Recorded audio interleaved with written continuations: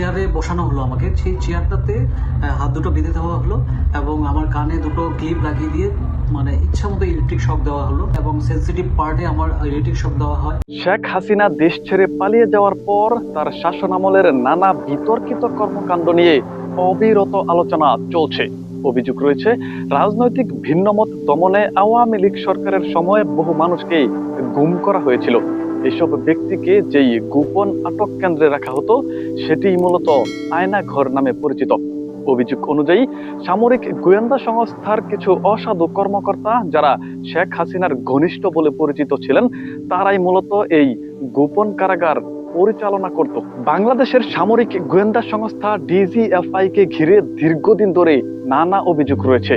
এসব অভিযোগের মধ্যে অন্যতম হলো ডিজিএফআই এর counter terrorism and intelligence bureau আয়না ঘর নামে পরিচিত বিতর্কিত গোপন আটক কেন্দ্রের তত্ত্বাবধায়ক ছিলেন। 2022 সালে সুইডেন ভিত্তিক স্বাধীন সংবাদ মাধ্যম নেত্র নিউজ এর একটি অনুসন্ধানী প্রতিবেদনের মাধ্যমে আয়না ঘর বিষয়টি ব্যাপকভাবে আলোচনায় আসে। এরপর দেশবাসী জানতে পারে অভিযোগ অনুযায়ী বিভিন্ন সময় বলপূর্বক গুমের শিকার ব্যক্তিদের সেখানে আটক রেখে নির্যাতন করা হয়েছে। ধারণা করা হয় আয়না ঘর ঢাকার সেনানিবাসের ভেতরেই অবস্থিত ছিল।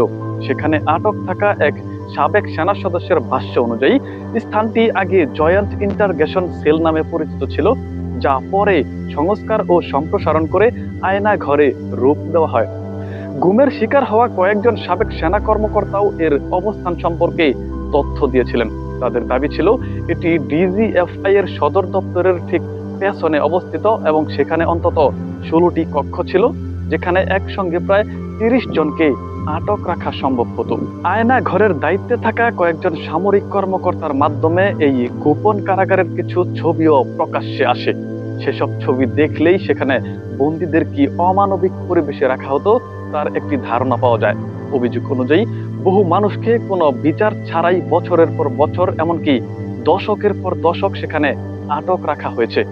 এক সাবেক বন্দির ভাষ্য, কক্ষগুলোর দেওয়ালে অসংখ্য মানুষের আর্তনাদ ও হতাশার চিহ্ন খোদাই করে লেখা ছিল।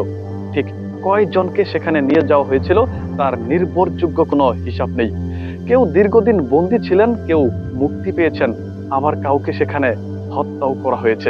আয়না ঘরের বন্দীদের নির্যাতনের বর্ণনা শুনলে যে কোনো বিবেকবান মানুষের মনে হতে পারে এমন অমানবিক পরিবেশে বছরের পর বছর আটক রাখার চেয়ে মৃত্যুই যেন কম কষ্টের।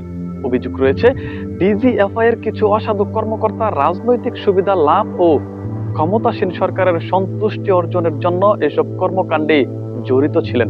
তবে আওয়ামী লীগ সরকার ক্ষমতায় থাকাকালে বিচার বহির্ভূত হত্যা, নির্যাতন ও জোরপূর্বক গুমের সব অভিযোগ ধারাবাহিকভাবে অস্বীকার করে এসেছে। এদিকে দেশের একটি শীর্ষস্থানীয় গণমাধ্যমের প্রতিবেদনে দাবি করা হয়েছে শুধু ঢাকা সেনানিবাসেই নয়, দেশের বিভিন্ন এলাকায় আয়না ঘরের মতো আরো কয়েকটি গোপন আটক কেন্দ্র থাকতে পারে।